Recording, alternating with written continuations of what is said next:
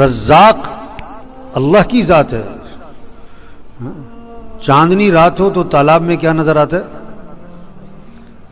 تالاب میں کیا نظر آتا ہے؟ چاند. اور چاند ہے کہاں؟ اوپر آسمان. یہ جو چاند نظر آ رہا ہے تالاب میں، یہ کیا ہے؟ عکس ہے.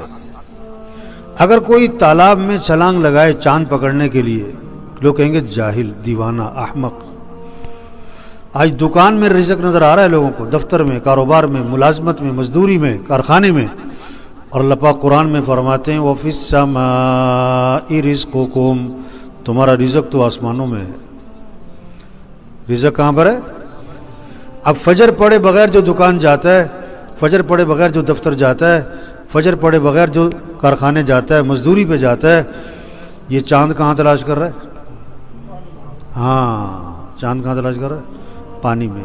اس کو رزق کی تلاش ہے، رزاق کی تلاش. یہ رزاق کی نافرمانی کر رہا ہے اور رزق کی تلاش کر رہا ہے. کتنا بڑا جاہل ہے. یہ دعوت ہے کہ اے انسانوں، دنیا کے انسانوں، رزق دینے والا کون ہے؟ اللہ ہے. جس کے دل میں یہ بات اتر گئی کہ رزق اللہ کے ہاتھ میں ہے، وہ صبح کہاں جائے گا؟ پہلے مسجد، نماز پڑھے گا، دعا مانگے گا، اس کے بعد جائے گا دکان. اور جب زور کی اذان ہوگی تو کیا کرے گا؟ دکان. بولو بھائی، یہ اکثر دکاندار بیٹھے نا.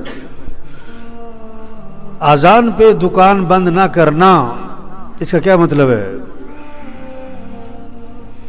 کہ یقین اللہ کی ذات پر. پالنے والا کون ہے؟ دکان میں نفع رکھنے والا کون ہے؟ اللہ چاہے نقصان رکھ دے، اور اللہ چاہے تمہارے 6 سال کی کمائی 6 منٹ میں نکال دے، پکڑ دے. اور اللہ چاہے 6 سال کی کمائی تمہیں 6 منٹ میں دے دے. ہم دکان کے پابند نہیں بنیں گے، ہم کس کے؟ اللہ کے حکم کے پابند بنیں گے. اگر مارکیٹ میں 100 دکانیں ہیں تو کتنی دکانیں اذان پہ بند ہو رہی ہیں؟ ایک بھی نہیں.